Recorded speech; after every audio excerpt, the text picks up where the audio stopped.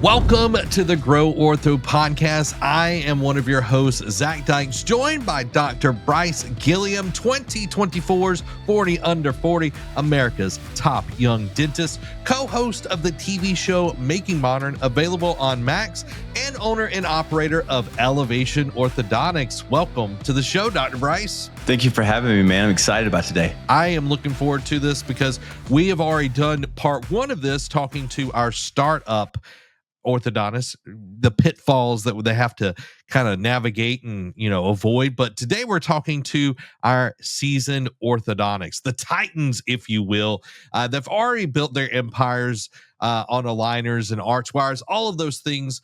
But a lot of orthodontists have to know that there can still be stumbles, there still can be traps that are out there that threaten to loose just tons of crazy stuff into their practice. So let's talk about some of the common pitfalls tailored for our veteran orthodontic practices. One of the main things is letting cash flow complacency creep in. So all that means is over time, you've built up this steady flow of patients and you should feel really good about that. And you're used to a certain amount of money coming in. But what we do is a lot of times we get blind by the expenses just kind of creeping up slowly. Some of those things are rent rising, new tech coming into the market, the shiny thing syndrome is what I like to call it. And then the staff, their pay scale just kind of rising over time. And so what that ends up doing is it starts to kind of erode those margins. So your margins of profitability become smaller. So you have to stay on top of it and proactive whenever you're coming talking about your budgeting and you're talking about your plan with vendors. You want to make sure that you're going to be aware that at some point they're going to increase their pricing. So you have to plan on that to make sure that you keep your margins the same. And as good business stewards, knowing your margins and anticipating where your margins are going to be year to year is going to be really important. The better you understand that, the further you're going to be able to go, because Harrison always says that small hinges swing big doors, because lifestyle creep is real for everybody. You get comfortable, you want a little bit more of this, you want a little bit more of that, and your practice is the same. So you have to be conscious. Well, how many subscriptions are we paying for?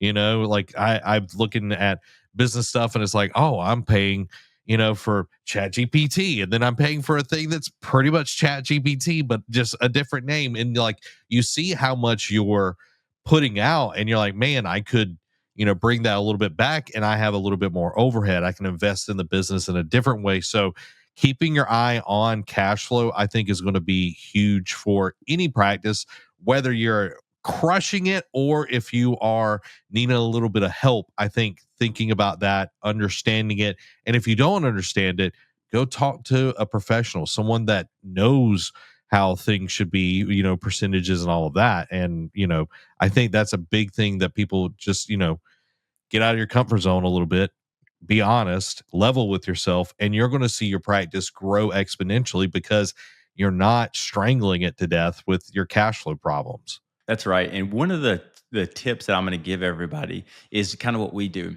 We find a slow month each year, which is typically December for us, and we go through all of the subscriptions, all of the partnerships that we kind of partake in, and we go through and evaluate them. We say, is it worth the amount that we're paying them? Have they showed us value? Have we increased based on this? Have they made it easier for us? And if the answer is no, then we cancel that subscription or we cancel that partnership, and we do it every year. And you can pick whatever slow month that you have and do the same thing. That is such great actionable items to do, because you just need to keep aware. You need to keep aware. Just like with your staff, you need to keep aware of, are you letting people cling on because they're loyal to you? Yeah, so this is a tough one, but it's something that as a seasoned doctor and a seasoned business owner, you have to really kind of watch out for. And it's the loyalty trap, right? They've been with you for a long time or they've been with you through tough times. But what you want to know and what you want to look for is their performance. Are they fumbling through online booking? Are they really slow with scans? The pitfall is really to keeping those underperformers out of habit. Really, you want to make sure that you train, replace, or reassign them to meet your practice's demands. And you want to make sure that you're giving every patient a top-notch experience no matter how long your team has been around. It's also different seasons of life. They might have started as a front desk and now they want a little bit more of a challenge. They don't feel like they're growing. So, you've got to keep an eye on that because not everybody is going to come to you and be like, "Hey, Dr. Brice, I'm not really enjoying my position right now. Can I get something more, challenging?" Not a lot of people are going to do that. That's like a diamond in the rough kind of situation because people don't want to rock the boat. They don't want to seem ungrateful, and just keeping your eyes on that. And then there's the flip side of there's some people that don't need to be in those roles and they're not going to say anything either. That's right. You want to kind of develop a culture, and I'm sure most of you seasoned orthodontists have kind of developed at least some culture.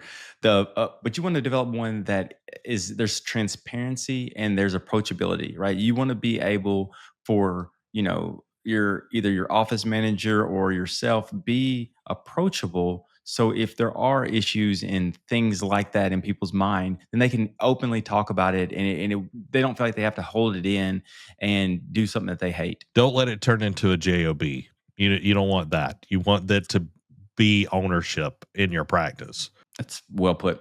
On top of the loyalty trap, we've also got the old school marketing trap where we're still doing the same thing that 25 years ago worked, but we're doing it in 2025. Yeah, so this is a tough one too because you've had success, right? You've built this reputation. It's solid. Your word of mouth is still bringing in a steady flow of referrals.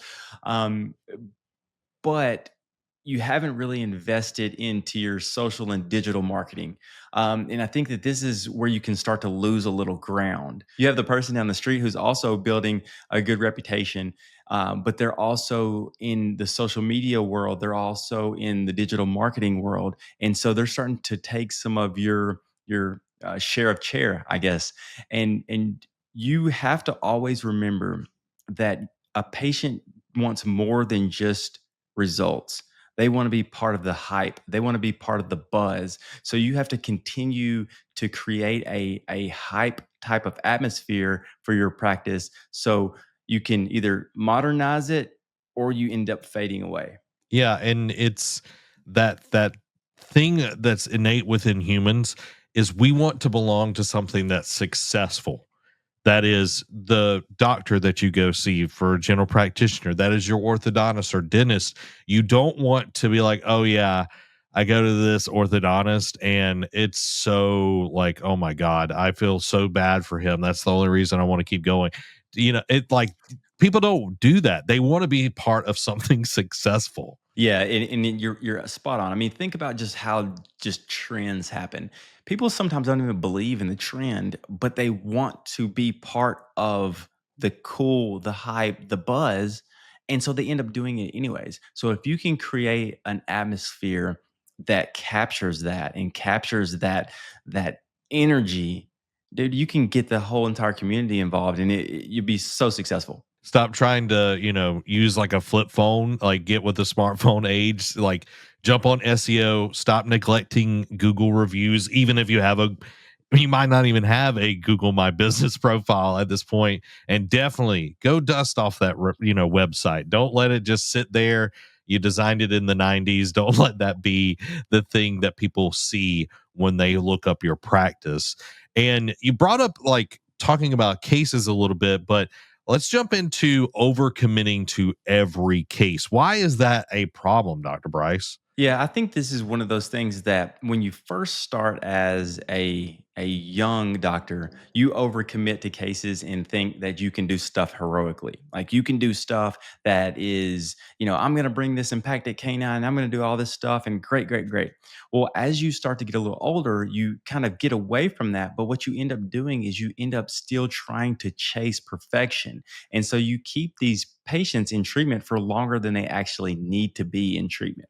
And so if you don't get those patients out of treatment, or if you have a bunch of patients over treatment time, you end up treating them essentially for free. So you want to make sure that whenever you have a 24-month treatment plan or a 12-month treatment plan, that you get those patients out on time. You don't have to get everything perfect. I know I'm not telling you anything new, but just remember that you've got to get those patients out of treatment where you can kind of move on and let them have a happy life, and you as well. At the end of the day, all they really want to do is get off the braces, get off the, Invisalign and be able to see their smile and not worry about it. And when you do that, you're opening up chair time for a new patient, which again, you don't want to be treating somebody for free because you've kept them on the schedule for too long. Yep, and it's we all do it as doctors. We all do it. I mean, we all see a little rotation that we want to fix, and it's like now it's like 24 months goes to 28 months, and next thing there's some little thing that you're trying to tweak, and it's not really working, and it's 36 months, and it's like at what point do we just say, okay, the patient is very very happy with the results. Let's meet them where they're at and take these braces off. I love it because if you just keep going, eventually they're going to get tired of coming. That's right. And then that's when you start hearing these horror stories of like people being in braces for 4, 5, 6 years. And what ends up happening is you kind of tinker with it here a little bit. And at year two, they're starting to get burnt out. At year three, they're definitely getting burnt out. So they may not even come for the next whole entire year.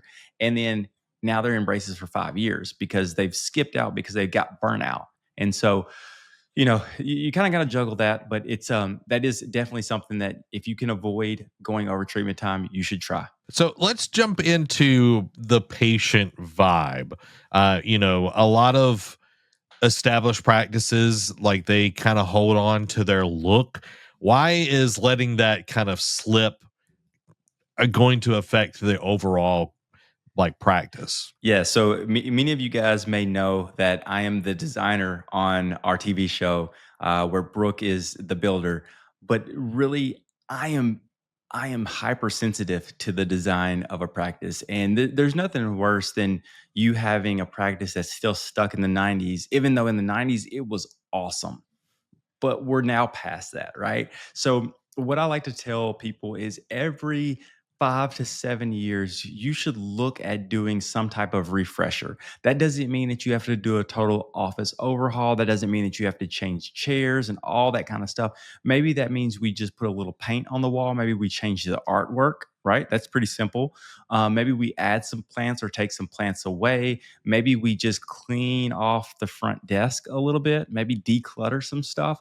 It's simple things like that that will keep you right up to the current aesthetic and make it feel like your practice is still modern, the vibe is still there, but you can stay true to who you are as well. Yeah, you don't want to be the sad beige office that everyone's like, "Oh yeah, the sad beige orthodontist," You want, bring in somebody that you trust, but that hasn't been in your practice. They might see stuff that you've never seen before. I was talking to a realtor a few weeks ago, and she was like, "Yeah, I was selling a relative friend's house and she knows all the tricks of the trade to get everything looking good." And then she looked on her kitchen counter and there was just these stack of papers. And she's like, "What is this?" And she's like, "Oh, I didn't even realize that was there. It's just been there." Like she totally just glossed over it because it's a fixture essentially in her house. But that's the same way with your practice. If you're just kind of got blinders on. You're doing your day-to-day job. So you have to be cognizant of that. Yeah, it's kind of like being nose blind, right? So you get used to smelling something and you don't even notice that it smells bad. It's the same thing with what you see every day. Like you don't even notice that it's accumulating these pieces of paper in the corner or whatever it may be. But you can hire a designer. Don't feel like you have to take this on yourself. Hire a designer. Hire someone that knows what they're doing, and just say, "Hey, make my office a little bit better." We don't have to do a overhaul, but just make it, nicer, or make it where it's a little bit more up to date. That's all I'm asking. So, shifting focus a little bit, let's talk about sticking to the stale location strategy. What does that mean, Dr. Brice? Yeah, so this one is a little bit tougher, right? This is me saying that maybe your location is not the location it once was, right? So what happens over time is parts of town change, right? So it may have been the booming thing 20 or 30 years ago, but maybe it has kind of devolved, Yep. instead of gotten better. And so really what we're looking at is make sure that you're cognizant of your community and the trends and the trendy districts and things like that. Maybe you need to look at putting a remote office in one of the more trendy places or one of the up and coming places, more like a satellite office. I think that it's just one of those things that you don't want to get so stale and so stuck in what you do on a day-to-day basis that you forget that things change around you. So good practices is you look at a demographic study every 5 years to make sure that everything is kind of still what it was once you opened the practice. And I think that that's a good habit. Pay a couple $100 and have someone do a study for you. And it kind of gives you an idea of, heck yeah, I made the right decision, or I might need to look for a satellite option. Going back to cash flow and all of that, all these different points kind of go into this one. It's like once you know that, oh, this is the up and coming area, I want to keep growing, then oh, I can go to this place and, ask trusted advisors in the real estate sphere, when you get your data back, like, hey, is this matching what you're seeing in the market? Are you seeing this part of town on the up and up? They're building new houses? Like, there's a lot of key indicators that you're going to see. Oh, they're putting in a new strip mall, they're putting in a Publix or whatever it is. Oh, another Starbucks is going up there. That there are people there and that is going on. And it's funny because I can already hear my colleagues saying, yeah, right, Dr. Brice, I've built this office for the last 10, 15, 20 years. I'm not going to move. I'm not asking you to move. I'm asking you to take that reputation that you have and use it in another area. You've already got the hard part. It's the reputation, right? So you use that in another area. You've doubled your practice size. You've doubled the scope. And some of you guys are going to fight me on that. You're going to say, hey, I don't want to be any bigger. Well, great. Get you an associate. That's the only way that you can scale. And what that means for you is you get more time back. You get more of the quality of life that you want back. So, there's always a reason why you shouldn't do it. But I think that this is one of the things that if you do it correctly, you will be very happy with what you've accomplished. I love all of these points, Dr. Brice. And when you really think about it, these orthodontists, they've conquered the game once and they can do it again. They're, looking at these pitfalls, they're not, it's got me, I can't get out. There's, nothing that cannot be fixed. So sharpen your strategy, rethink that playbook you've been looking at, and keep your practice as flawless as the smiles that you craft. What's your next power move? That's what I want you to be asking. What's my next power move? Because Mark Twain said it best: the secret of getting ahead is getting started. So get out there and get started making the changes you want to see in your practice now. This has been Zach. And I'm Dr. Brice. Thanks for watching the Grow Ortho Podcast. Smile big, guys.